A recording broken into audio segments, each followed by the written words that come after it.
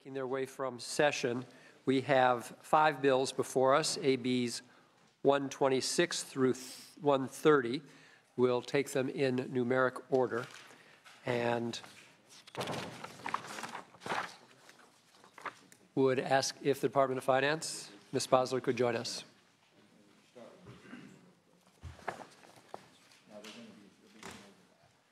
AB 126.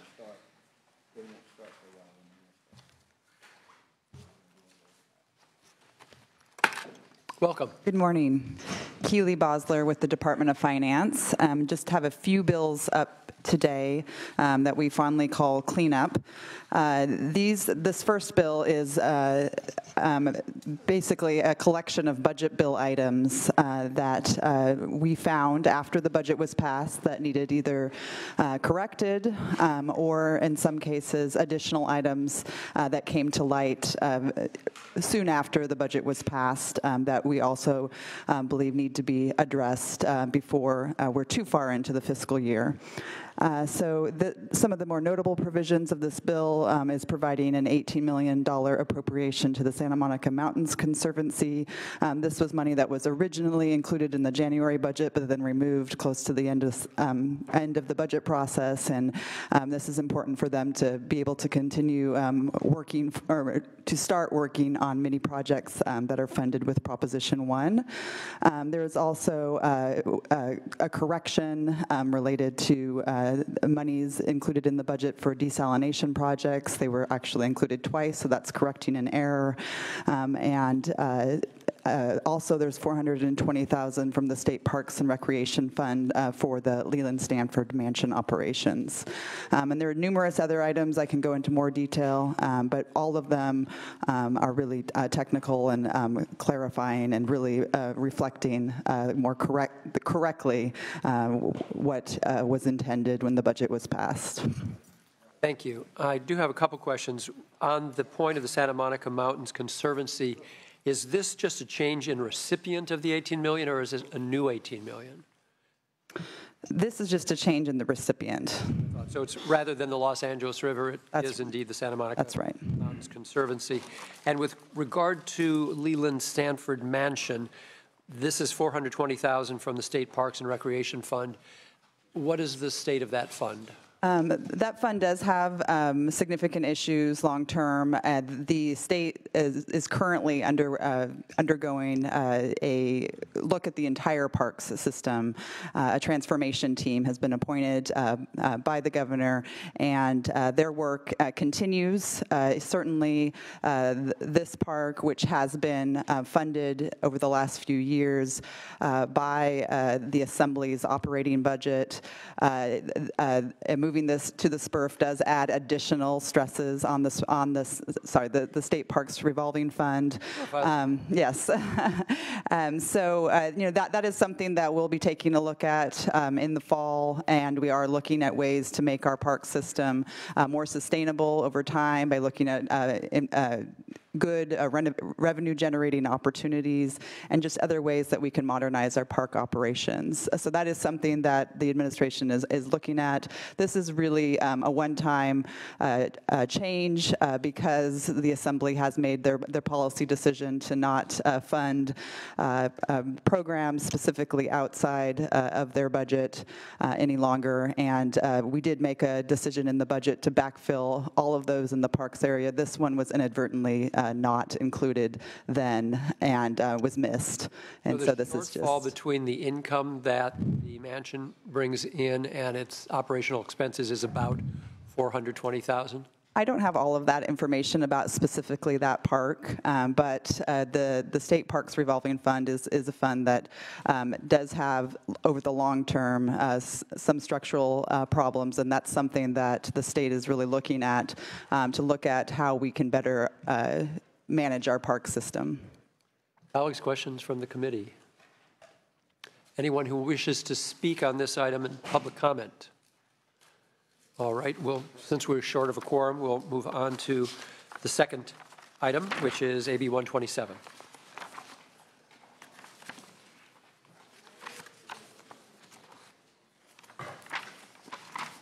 State government. So AB 127 is a general government trailer bill. It has a collection of items related to various parts of state government. The most notable items are a technical correction that has come up relating the Board of Parole hearings. The board members' salaries. This is a very important board in our state government. It's very important that we're able to recruit and retain qualified individuals for that board. Currently, their salary is set in statute. This change will allow Cal HR to adjust their salary along with other managers and supervisors in state government or in similarly situated boards. So this is just a small change that will allow us to hopefully recruit and retain qualified members for that board. Thank you. Over time. Going further, we're going to establish our quorum. So if you could please call the roll. Leno? Here. Nielsen? Here. Allen? Here. Anderson? Bell? Here. Block? Here. Hancock? Mitchell? Lonnie? Here. Morlock? Wynn? Here. Han? Here. Pabley? Roth? Here. Stone? Woke? Here. Great. We do have our quorum. Please proceed, Ms. Bosler. A few other notable items in this trailer bill include a contracting exemption for the health benefit exchange. This is obviously a unique place in state government. The exchange does contract with health plans to be part of that covered California marketplace. Current public contracting code really doesn't contemplate this kind of activity in state government. So this is a proposal to exempt that contracting code. There was a proposal in the budget as well, but there was some technical errors in how that language was drafted, and so this is coming back and correcting that policy that was discussed during the budget process. And then also there is a technical change to the Community Recidivism Reduction Grant Program, just to further the legislative intent and clarify some confusion about how those funds would be allocated. And also an appropriation in the bill? Yes, and there is an appropriation in the bill related to the long-term care ombudsman, which was another thing that was an oversight in the final budget act that didn't get appropriated. Thank you. With regard to the first item you mentioned in the Board of Parole hearings, that will harmonize it with all the other boards that operate in that fashion? Not all boards, but ones that do have a very full-time nature. The board members are much more like state employees than some other boards, and there just really isn't ability right now, because those salaries are set in statute, for the administration to adjust and be able to deal with routine hiring and retention issues. Okay, thank you. Senator Nielsen. Well, on that point, I speak with authority because I served as many years as chairman of that board. Interesting enough, all I ever received, or the commissioners in those years, was how much were our salaries going to get cut each year. I think at one time we were a total of 23% cut in our salaries, and that's all it was. And we never ever reached, I don't think, other than maybe 1 year, a full salary. I will argue that that particular board is the hardest working board in the state of California, and under the most miserable circumstances. But that said, I don't think it's a good policy for us to just be automatically being able to do this without the thorough budget review that I think that should occur. So I'm going to have a little bit of problem with it, notwithstanding that I have a great personal affinity for that board. And I'm sure the Occupational Safety Hazard Appeal Board does work too. I certainly don't work as hard as the Board of Parole hearings. But how many other boards have this automatic provision, if you will? It's definitely not an automatic provision. What it is it's shifting to an administrative purview. So after recommendation by the Cal HR, they would be able to adjust the salary as opposed to going back and getting a statute change. So this is definitely not automatic. There will not be automatic escalators. There is just the recognition that when other managers and supervisors in state government get increases, it's important to also look at many of the hardworking board members that do have full-time jobs as a board member, and look at making adjustments to those positions as well. How deep in the organization does this go? These are appointed term individuals. Does this then reflect to the salaries of the deputy commissioners and other staff within that board or other boards, including this occupational safety board? This section of statute, which is quite interestingly drafted, only pertains to those two boards, Board of Parole Hearing and the Occupational Safety Board. But there are other boards that enjoy this. There are other boards that there is administrative discretion for setting the salary of the board members. Okay, now, into the classification of the individuals that would be able to get this raise or not, it would be only the commissioners, or within the board would be the deputy commissioners, some of the senior staff, the managers, etc. The current restriction is on the board members. Only the board members? Yes. Okay. All right. Thank you. All right. Just to follow up on Senator Nielsen's questioning, another way to approach this might be to ask you which boards require a change in statute. And I don't have that information with me here today. I do think there is a mix. I think there is a good portion that are under the administrative discretion on the amount paid. There is definitely, though, a good many that are set in statute. Some boards, the boards really range in terms of the workload. Some are very much part-time boards. Some are per diem type reimbursements are all that is compensated for those board members. These members, it's much more of a full-time job, and we think it's appropriate to have the administrative discretion to adjust the salary in order to really be able to recruit and retain qualified individuals. Thank you. Any other questions from the committee? Anyone who'd like to speak on this in public comment? We have a motion by Senator Roth. Seeing no other questions or comments, we'll call the roll, please. Leno? Aye. Leno, aye. Nielsen? No. Nielsen, no. Allen? Aye. Allen, aye. Anderson? Bell? Block? Aye. Block, aye. Hancock? Aye. Hancock, aye. Mitchell? Monning? Aye. Monning, aye. Morlock? Wynn? No. Wynn, no. Pan? Aye. Pan, aye. Pavley? Roth? Aye. Roth, aye. Stone? Stone, no. Wolk? Aye. Wolk, aye. 8-3. 8-3. We'll put that on call, and we'll also take a motion from Senator Roth on item number 1, if you could call the roll, please. Leno? Aye. Leno, aye. Nielsen? Aye. Nielsen, aye. Allen? Aye. Allen, aye. Anderson? Bell? Aye. Bell, aye. Block? Aye. Block, aye. Hancock? Aye. Hancock, aye. Mitchell? Monning? Monning, aye. Morlock? Wynn? No. Wynn, no. Pan? Aye. Pan, aye. Pavley? Roth? Aye. Roth, aye. Stone? No. Stone, no. Wolk? Aye. Wolk, aye. That's 10-2. 10-2, we'll put that on call as well. Bringing us to item number 3, AB 128. Yes, this is an education omnibus bill. Again, there were some changes made to the middle class scholarship program that were part of the final budget negotiations. Some of these changes, we had not fully thought out all of the implications.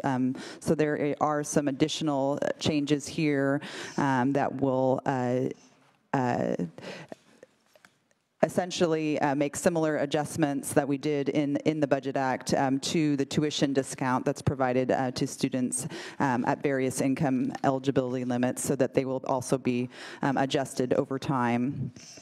There was also discussion and monies put in the 2015 Budget Act for an eligibility study.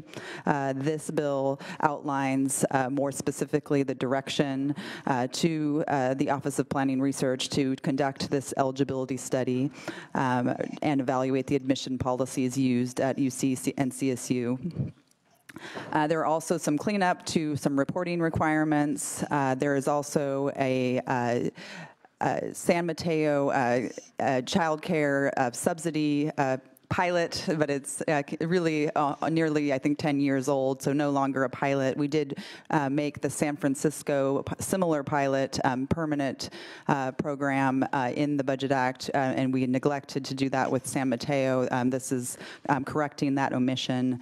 And then there's also some technical changes to the new educator effectiveness program that was just created in the Budget Act, some clarifications on how those monies will be allocated going forward. And then the appropriation in the bill is related to ensuring that we can pull down our maximum federal funds related to our child care programs. Thank you, Ms. Bosler. With regard to the San Mateo County Individualized Child Care Subsidy Plan, I believe that the original pilot projects for both San Francisco and San Mateo counties were due to the higher costs of doing business and living in those two counties. Are there other counties which might be interested in similar pilot projects?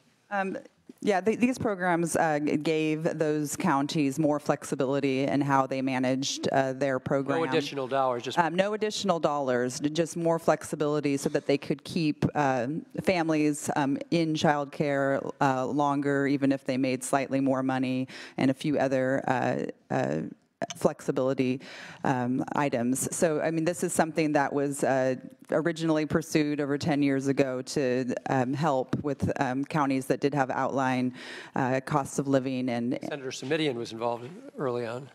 Yes, yes. And I haven't been in part of discussions about extending this beyond those two counties, but would happy to look into it. Senator Bell.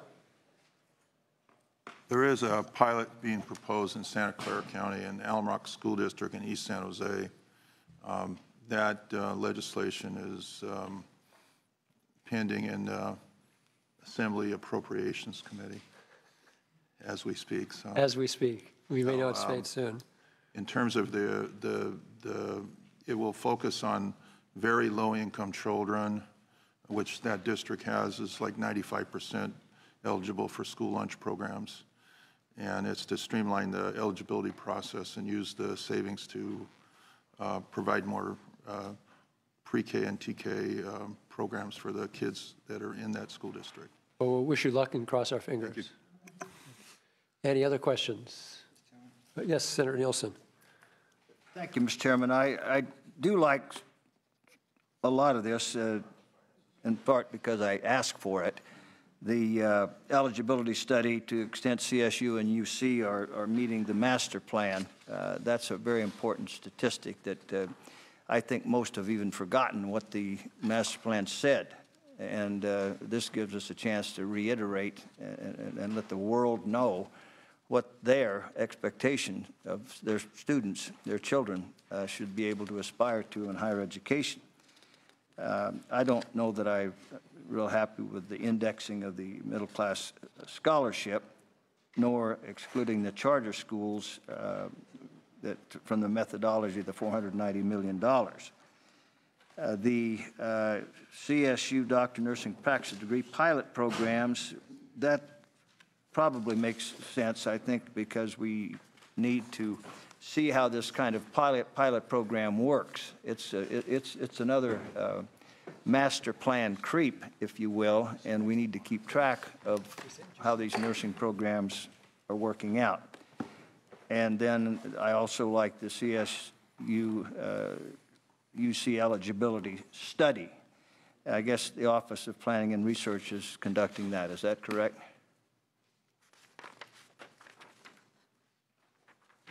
That's what my analysis says, that the OPR is doing that, or do they still call it GOPR, Governor's Office of Planning and Research, or is it just OPR now? I think it's OPR now. Christian Osman of the Finance, it would either be the director of OPR or his or her designee. Okay, and sir, why was the charter schools that didn't exist before 14 and 15 not qualify for the $490 million?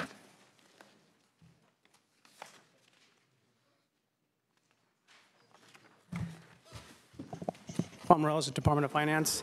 It wouldn't just be charter schools. It's using the data from 14-15 for all LEAs in terms of certificated staff.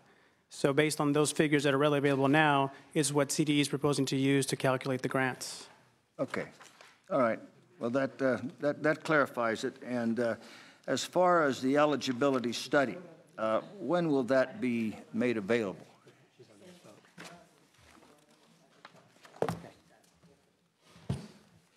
Okay. We can follow up. The statute has a date on the book. Yeah, it's December 1st, 2016. Okay. I want to thank you. That's impressive preparation. Deep bench there. Takes a team. Thank you.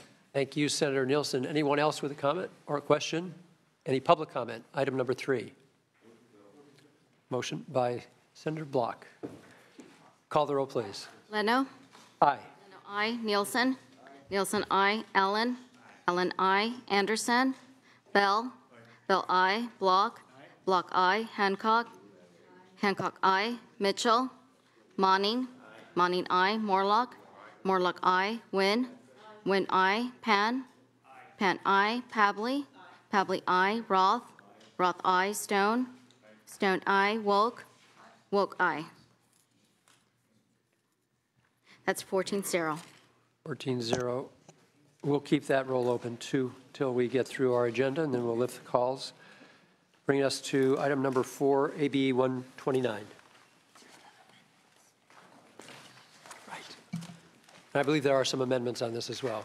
Yes. The administration has undertaken a significant effort to really evaluate the state's civil service system and what's working and what can really be improved to bring the state's civil service system into the 21st century and really be able to continue to attract and retain qualified individuals into any number of very important jobs throughout state government. In that effort, which is quite comprehensive, there are 2 small items that have come up early on as things that would require statutory change and we think will help to improve and modernize the existing system. The first item has to do with things that if you've worked in state government would you really know about them, and they are these things called rule of ranks, rule of 6 ranks, rule of 1 rank, rule of 3 names. These are all rules about the lists that you must be on in order to even be eligible to take a promotional exam and compete for a promotion in state government. The changes that we're proposing are really just meant to help to provide more options for individuals to go deeper onto lists. Some of the classifications in state government are very narrowly drawn. There are many different tests, even though there may be many of these tests that have similar qualifications for the jobs. So this will allow state government managers to reach down on and expand the lists that they can hire for into manager and supervisor appointments. The second item has to do with career executive assignments. These are upper management positions. They have traditionally been some of the hire managers in many of the state government. Currently, they are limited to hiring only people who've had civil service status in the state, or there's a very limited exception for individuals who have been employees of the state legislature as well. So if you are somebody from the private sector or even from local government, you're not able to apply for a career executive assignment. This would open that up to allow private sector folks, as well as local government folks or other people from other layers of government to also be able to apply for a career executive appointment. It's very important to note that career executive appointments do not come with a civil service status. They are at-will employees, and there has also been some discussion about that because the way the law is crafted currently that we're proposing to change, it was really crafted under the understanding that all of the individuals that would be in a career executive appointment would have come from the civil service. So there are some changes to the bill that we are proposing to deal with that issue, and I'll let my colleague talk a little bit about the amendments that we're also proposing to make. Please. David Munoz, Department of Finance. Mr. Chair, members of the committee, really the proposal before you has three components to it. The first has to do with what we're calling eligibility certification lists, and just very briefly, after a person in civil service or a person that would like to be in civil service, they have to take a competitive examination. And based on the results of that examination, they would be put onto a list. And as Ms. Bosler alluded to, there are a number of different lists out there with different criteria, some of which is the rule of 6 ranks, the rule of 3 ranks, the rule of 3 names, so on and so forth.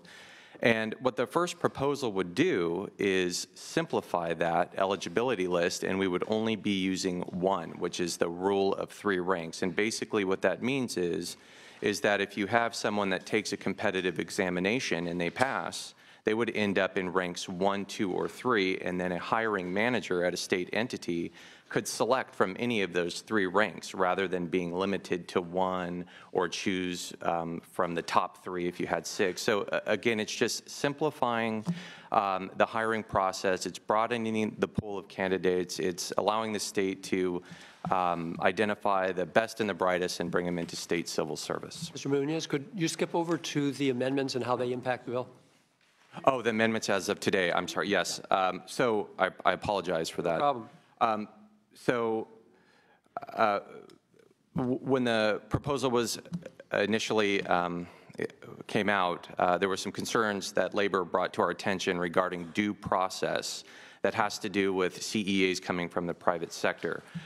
We worked with our counterparts at labor and came up with the amendments in front of you, which would basically change the due process to where that if we hired a CEA from the private sector, they would be prohibited from taking promotional examinations at multiple departments in the event that they were terminated from that CEA assignment. So as a little context, if you come from civil service and you become a CEA, if you were terminated from that position, you would immediately have an option to go back to your previous position.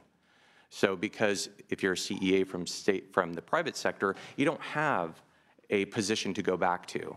So what we're going to do for these folks is that in the event that they are terminated from their CEA position, they would be able to go and take any open examination, and there's also a component to that that would allow them to defer the time in which they take that particular open examination. Slightly arcane stuff, but interesting nonetheless, okay? But we feel that's, with the amendments, a bit more equitable. Thank you. Yes, Senator Nielsen, and then Senator Pan. Yeah, I appreciate the amendments. I think it does make it at least still fair. Just a general observation, we've now got a process in California that everything's a trailer bill, and trailer bills go year-round. And I'm kind of always objecting to trailer bills after trailer bills. Now, we had fewer this year, and that's good, but it's a habit that I don't think is a good one to get into. This also continues the provisions of the 2015 budget that gets rid of that plugging of a great loophole of salary savings. Agencies leaving vacant positions and then reaping great dividends from that salary savings to be spent elsewhere. I really don't like that. I remember years ago, my executive officer or chief of administration came in and said, boy, we've got a lot of money we can spend. I said, what do you mean? Where did we get all that money? Well, we can buy some computers and blah, blah, blah. I said, where did money come from? He said, well, we didn't fill those deputy commissioner positions, so salary savings. And I said, well, Glenn, we're not going to do that anymore. And I must tell you, I had a hard fight. I would say I didn't get it stopped, but we did less. This is kind of a step back. That was a good reform way back when. Just a couple of observations. How would you respond about the circumvention of Prop 25 and this ongoing trailer bill stuff? So this proposal actually was part of our May revision, half of it. The CEA provision was something that after further study this summer, we also are proposing to add. But this is something that was in our May revision. It was something that we think is important and integral to the running of state government, and certainly has very clear fiscal ties. In terms of Control Section 4.10, we have over the last few years really tried to look at ways to improve the transparency of the state budgeting process. I think you're right. The salary savings, the keeping positions vacant, abolishing them, then recreating them, all of that was not very transparent. And we're really trying hard to change that by instituting in every other year a rebase, basically, of every state budget, and really looking at what monies are being spent on personnel and what monies are spent on operating expenses. And so while it is not, we are trying a new approach, and we are changing laws that have been in place and policies and procedures that have been in place for many years. We think they are an improvement, and they are definitely being pursued to improve operations of state government and also improve the transparency of the budget numbers when they are published. Well, notwithstanding and my remarks about this provision stand, but I will compliment the administration of being somewhat vigilant about that. And understand, we view it as our charge in the budget process to be very fastidious about watching these positions. For example, how CDCR's PYs have not changed with the dramatic change in population that they're dealing with now. And we don't believe that that can be justified. And also, we intend to be pretty tough about temporary positions. Now, the argument is always, if they're a temporary position, we can't get anybody to fill it. Well, fine. That's okay with me. We're not aspiring a temporary position to be a full-time position and attract a full-time person. It's a temporary position, and that's what it is. And I believe there are plenty of people in the job market out there that we can find these positions to be filled. That's just an overall view, but it does relate to what we're doing here. Thank you, Mr. Chairman. Thank you, Senator Nielsen, for your comments. And I think you and the Department of Finance have more in common in this civil service reform than you have in difference. So yes, we do. I think we're both in agreement and in appreciation of what the administration's attempting to do here. And I do make note and underscore Ms. Bosler's comment that this was in the May revision. This is a little bit concluding language for it, though your concern about non-budget related items might pertain more to the next item, but we'll have that discussion when we get there. So we have Senator Pan and anybody else? Okay, then Senator Morlock. Thank you. Well, I do note that that was in the portions of this was in the May revise. I think obviously in the presentation we can see that this is a fairly I wouldn't call it minor. I mean, it has some significance in revisions to civil service. I applaud the governor for taking this on. But I also note that at least in this trailer bill, the financial component actually probably doesn't have to do with the things that were presented. So as chair of the PERS committee, I did appreciate that Cal HR and members of the Department of Finance came to speak to me and go over these issues. And I just want to again offer that we are interested in helping carry a legislation to be able to discuss the governor's further proposals for civil service reform and to be heard in my committee so we can address these technical issues in appropriate policy committee. Thank you. Point well taken. And with that, I will move the bill. All right, we do have a motion on item number 4, AB 129. Is there any public comment on AB 129? Oh, and before we get to it, Senator Morlock, thank you. Sorry, Mr. Chair. Go right ahead. Ms. Bowsler? Bosler. Bowsler. 300,000 is appropriated for your website. Could you explain? Yeah, yes, and I was just thinking I failed to present on that one piece, but there is $300,000 for the Department of Finance. There has been interest by the legislature over this last year, and I think, again, another step forward to improve transparency, to post the budget change proposals that are released every year with the budget. This is the very detailed proposals from each individual department. These will be posted on our internet website along with all of the other e-budget information that's currently there. This is something that before it's been historically a very paper-driven process.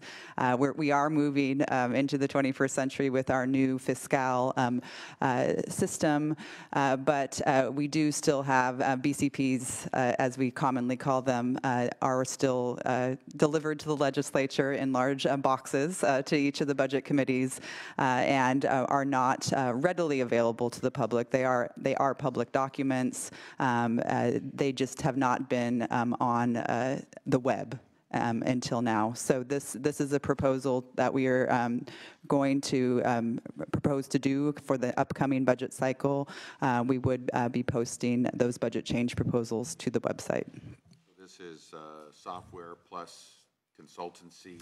I believe it's mainly scanning resources. We do have scanners. It's mainly scanning resources in order to be able to host those, put them into a digital format.